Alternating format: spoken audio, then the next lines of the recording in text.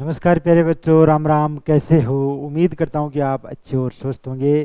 प्यारे बच्चों, आज अपन बात करेंगे आज के सेशन में जो आरपीएससी एसआई एग्ज़ाम 2023 की अपनी टेस्ट सीरीज चल रही थी, तो उसी क्रम में अपन आगे बढ़ते हैं। और आज की जो क्लास रहेगी वो आरपीएससी एसआई की जो टेस्ट सीरीज क्रमांक 27 है उसके ऊपर रहने वाली है। तो प्यारे बच्चों, वीडियो को आपको अंत तक देखना है, बीच में स्किप नहीं करना है। इंपॉर्टेंट क्वेश्चंस मैं आपके साथ लेकर आया हूँ।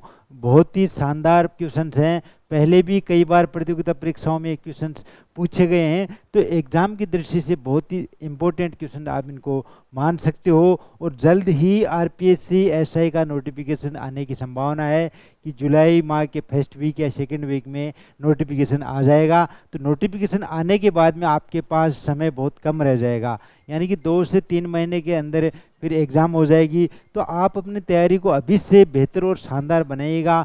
कम से कम आप 6-7 घंटे आप पढ़िएगा। 6-7 घंटे पढ़ोगे, साथ में आपकी क्या टेस्ट सीरीज़ की प्रैक्टिस भी होती रहेगी। इसके अलावा अगर आपको डेली करंट अफेयर की रिक्वायरमेंट है तो डेली करंट अफेयर के लिए प्यारे बच्चों आप हमारे इन्फिजन नोट्स के इंस्टाग्राम और टेलीग्राम चैनल को आप फॉलो कीजिएगा, जिससे आपको डेली करंट अफेयर की जानकारी भी मिल सके। चलिए शुरू करते हैं। आज की सीरीज़ का पहला प्रश्न है, वो देखिएगा। गुड़ियाओं का संग्रहालय किस जिले में स्थित है? कौन से जिले में स्थित है? यहाँ आपके पास क्या है? 4 ऑप्शन है, जोधपुर, बीकानेर, जयपुर और उदयपुर। यहाँ पर 4 ऑप्शन है, तो कौन सी जगह है प्यारे बच्चों? जयपुर के अंदर। आपका जो इस प्रश्न के अनुसार राइट ऑप्शन क्या है? जयपुर। ऑप्शन आगे पीछे हो सकते हैं, प्रश्न की भाषा थोड़ी बहुत चेंज हो सकती है, लेकिन आपको ध्यान में रखना है कि जो सही आंसर, करेक्ट आंसर क्या है? जयपुर। यह आपको ध्यान में रखना है। चलिए नेक्स्ट अपन देखते हैं। अगला जो प्रश्न है वो देखिएगा। जैन कीर्ति स्तंभ, जैन कीर्ति स्तंभ किस जैन तीर्थंकर को समर्पित किया गया है?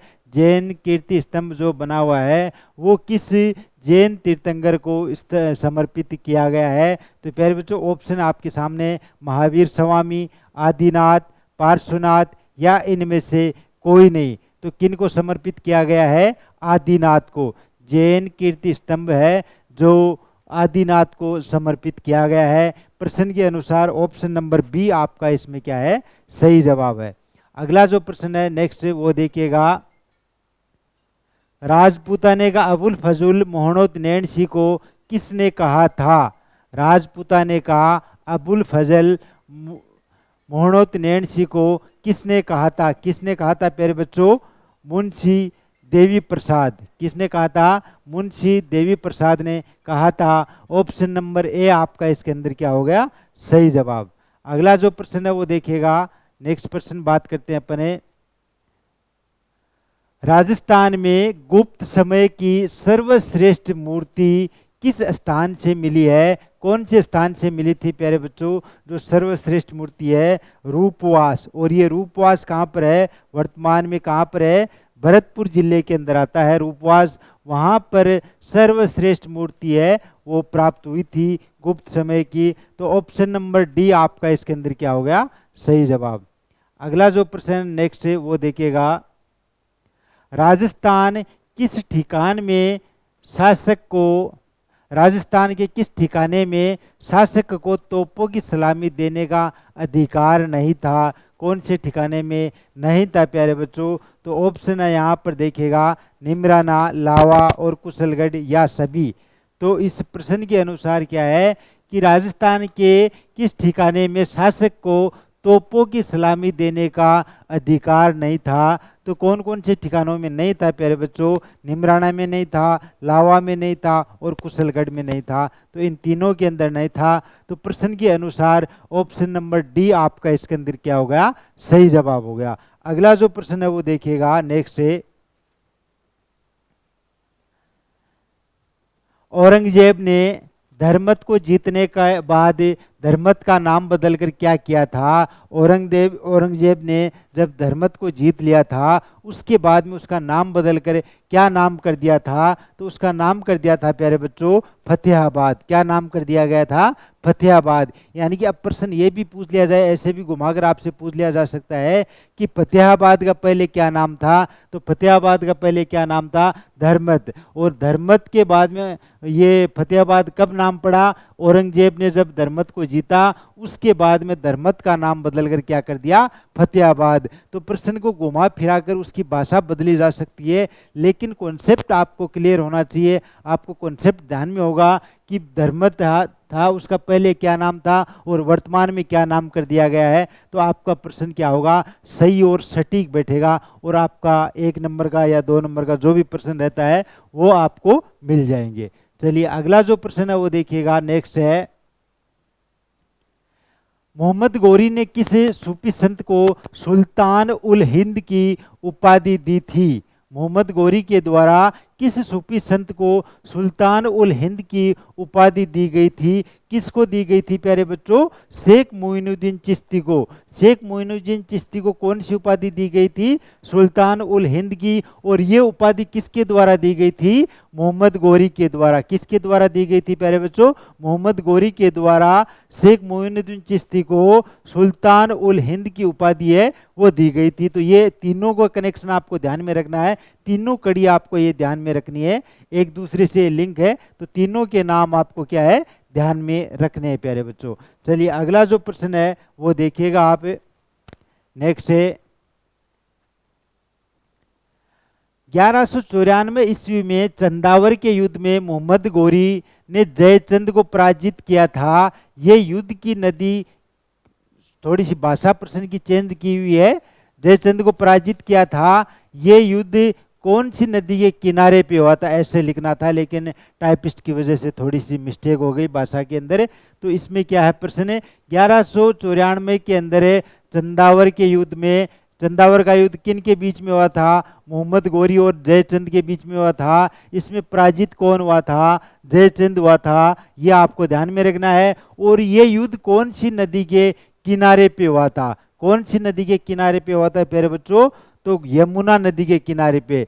चंदावर का युद्ध कौन सी नदी के किनारे पे हुआ था? यमुना नदी के किनारे। कब हुआ था? 1194 को। और किन किन के बीच में हुआ था? मोहम्मद गौरी और जयचंद के बीच में हुआ था। इसमें विजेता किसको मिली? मोहम्मद गौरी को। और पराजित कौन हुआ? जयचंद पराजित हुआ। तो ये आपको सारी बातें इस प्रश्न की आपको ध्यान में रखनी है। तो प्रश्न कहीं भी कैसे भी पूछा जा सकता है, घुमा फिरा कर भाषा चेंज की जा सकती है, लेकिन आपको थोड़ा इसका कॉन्सेप्ट अगर ध्यान में रहेगा तो प्रश्न इससे रिलेटेड अगर कोई प्रश्न और भी निकलेगा तो वो आपका क्या हो जाएगा? सही हो जाएगा। तो इस प्रश्न के अनुसार ऑप्शन नंबर ए आपका इसमें क्या हो गया? सही जवाब। अगला जो प्रश्न है वो देखिएगा, फ्रांसीसी सेनापति डी बोई की कब्र किस स्थान के ऊपर है? फ्रांसीसी जो सेनापति था डी बोई, इसकी जो कब्र बनाई गई थी वो कौन से स्थान पर है? इनकी कब्र है तो मेड़ता। कहाँ पर है प्यारे बच्चों? मेड़ता। और मेड़ता कौन से जिले में स्थित है? वर्तमान में बात करें तो नागौर जिले में। कहाँ पर स्थित है? नागौर जिले में जो मेड़ता है वहाँ पर फ्रांसीसी सेनापति डी बोई की कब्र है, उस स्थान पर है। तो ये प्रश्न भी आपको ध्यान में रखना है। अगला जो प्रश्न है वो देखिएगा, महाराज अपने सामंतों को जो आदेश देते थे उसे किस नाम से जाना जाता है? महाराज के द्वारा सामंतों को जो आदेश दिया जाता था तो उस आदेश को किस नाम से जाना जाता है? तो प्यारे बच्चों वो आदेश क्या होता था? परवाना। कि महाराज ने परवाना दिया है, आदेश देते थे, उसका क्या नाम है? उसको किस नाम से जानते थे? परवाना के नाम से जानते थे। तो प्यारे बच्चों इस प्रश्न के अनुसार ऑप्शन नंबर बी आपका क्या हो गया? सही जवाब। अब बात करते हैं अपन नेक्स्ट क्वेश्चन नंबर 11 की। नेक्स्ट क्वेश्चन है वो देखिएगा, मेवाड़ के किस राणा ने मराठों को वार्षिक चौथ देना स्वीकार किया था? मेवाड़ के किस राणा ने मराठों को वार्षिक चौथ देना स्वीकार किया था? किस राणा ने स्वीकार किया था प्यारे बच्चों? जगत सिंह द्वितीय ने। जगत सिंह द्वितीय ने चौथ, वार्षिक चौथ देना क्या किया था? स्वीकार किया था। तो इस प्रश्न के अनुसार ऑप्शन नंबर सी आपका क्या हो गया? सही जवाब। नेक्स्ट प्रश्न है, कांसा प्रोसा है। कांसा प्रोसा क्या है? तो यहाँ पर ऑप्शन है वो देखिएगा, कांसा प्रोसा क्या है? फसल का प्रकार, बंजर भूमि का दूसरा नाम, या सिंचाई करने का प्रकार, या एक प्रकार की लाग है। तो प्यारे बच्चों कांसा प्रोसा क्या है? एक प्रकार की क्या है? लाग है। उस एक प्रकार की लाग को किस नाम से जाना जाता है? कांसा प्रोसा के नाम से जाना जाता है। कांसा प्रोसा है एक प्रकार की लाग है। क्या है? एक प्रकार की लाग। इस प्रश्न के अनुसार ऑप्शन नंबर डी आपका सही था। अगला जो नेक्स्ट प्रश्न है वो देखिएगा, प्रसिद्ध थर्मोपली में किस वीर पुरुष का बलिदान जाना जाता है? प्रसिद्ध जो थर्मोपली है उसके अंदर किस वीर पुरुष का बलिदान जाना जाता है? तो किसका बलिदान जाना जाता है? लियोनिडास। किसका बलिदान जाना जाता है? लियोनिडास। लियोनिडास के अंदर है जो प्रसिद्ध थर्मोपली है, वहां पर इसका बलिदान, इनका बलिदान है जाना जाता है। तो इस प्रश्न के अनुसार ऑप्शन नंबर सी आपका क्या हो गया? सही जवाब। अगला जो नेक्स्ट प्रश्न है वो देखिएगा, मध्यकाल में एक राज्य से दूसरे राज्य में विक्रय के आने वाले सामान को किस नाम से जाना जाता था? यानी कि मध्यकाल के दौरान एक राज्य से दूसरे राज्य के अंदर जो सामान आता था, विक्रय के आने वाला जो सामान है, उस सामान को किस नाम से जाना जाता था? तो आमद के नाम से। किसके नाम से? उर्दू का शब्द है, आमद के नाम से जाना जाता है। पुलिस प्रणाली के अंदर ये शब्द अभी भी यूज किया जाता है। आमद करवाई जाती है, कोई मुजरिम लाया जाता है तो उसको क्या कहा जाता है? उसकी आमद करवाई या नहीं करवाई। तो आमद का मतलब क्या हो गया? वो दूसरी जगह से आकर वहां पर क्या हो गया? जमा हो गया। ऐसे ही मध्यकाल के अंदर एक राज्य से दूसरे राज्य में जो सामान आता था उसकी क्या करवाई जाती थी? आमद करवाई जाती थी, उसको आमद के नाम से जाना जाता था। तो प्यारे बच्चों इस प्रश्न के अनुसार ऑप्शन नंबर बी आपका क्या हो गया? सही जवाब हो गया। क्या हो गया? बी आपका क्या है? सही जवाब। अगला जो प्रश्न है वो देखिएगा, गांव में जो लोग स्थायी रूप से रहने वाले कृषक होते हैं उनको किस नाम से जाना जाता था? यानी कि गांव के अंदर जो स्थायी रूप से कृषक होते थे उनको किस नाम से जाना जाता था? तो प्यारे बच्चों गेवती के नाम से। किसके नाम से? गेवती के नाम से उनको जाना जाता था। तो ऑप्शन नंबर सी आपका क्या हो गया? सही जवाब। अगला जो प्रश्न है वो देखिएगा, दूसरे गांव से आकर खेती करने वाला कृषक किस नाम से जाना जाता था? यानी कि आप दूसरे गांव से आए हो और अन्य गांव में जाकर आप क्या कर रहे हो? खेती कर रहे हो। तो आपको किस नाम से जाना जाता था? क्या नाम दिया जाता था? क्या संज्ञा दी जाती थी आपको? तो पाही के नाम से। किसके नाम से? पाही के नाम से जाना जाता है। यानी कि एक किसान दूसरे गांव में जाकर अगर खेती करता है तो उसको पाही के नाम से जाना जाता है। तो ऑप्शन नंबर ए आपका इसमें क्या है? सही जवाब। अगला जो नेक्स्ट प्रश्न है वो देखिएगा, अकबर ने यहाँ पर ये मिसप्रिंट है, अकबर ने मेवाड़ में कौन से थाने स्थापित किए थे? कौन से थाने स्थापित किए थे प्यारे बच्चों? देशूरी पाली में, देवल डूंगरपुर में और देवारी उदयपुर। इन तीनों जगह पर अकबर ने क्या किए थे? थाने स्थापित किए थे। तीनों ये मेवाड़ के अंदर स्थान आते हैं, तीनों जगह मेवाड़ की है और यहाँ पर अकबर के द्वारा थाने स्थापित किए गए थे। तो इस प्रश्न के अनुसार ये तीनों की तीनों क्या है? सही है। ऑप्शन नंबर डी आपका इसमें क्या हो गया? सही जवाब।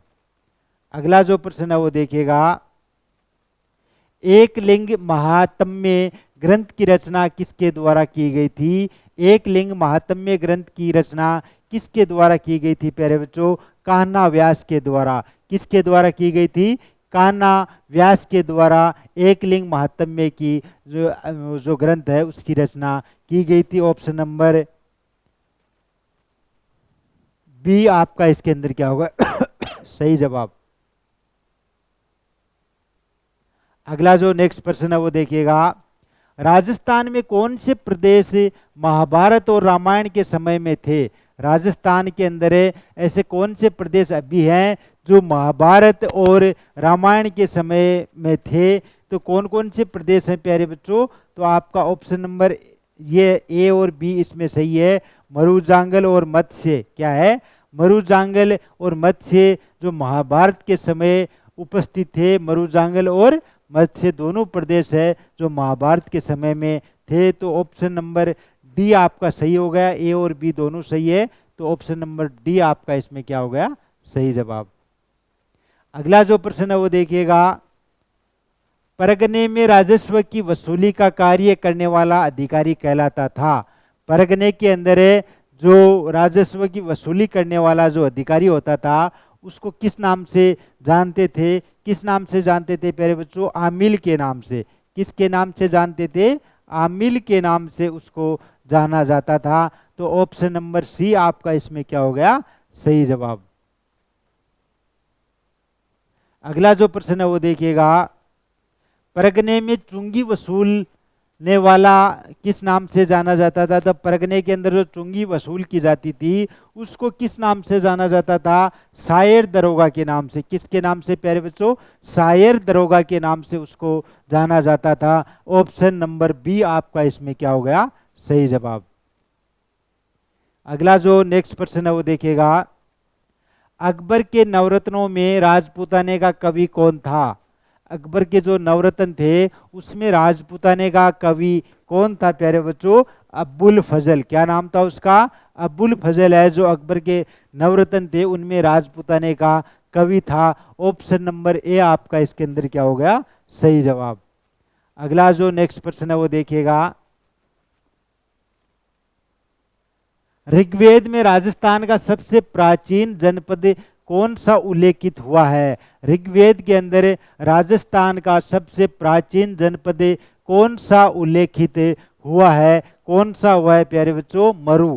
कौन सा हुआ है, मरु है जो ऋग्वेद में क्या हुआ है, उल्लेखित हुआ है।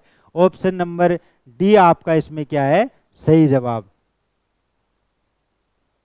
अगला जो प्रश्न है वो देखिएगा, सामंतों से ली जाने वाली सैनिक सेवा किस नाम से जानी जाती थी। सामंतों से जो सैनिक सेवा ली जाती थी उसको किस नाम से जाना जाता था प्यारे बच्चों, चाकरी के नाम से। किसके नाम से, चाकरी के नाम से। सैनिकों से जो जो सेवा कर लिया जाता था उसको चाकरी के नाम से जाना जाता था।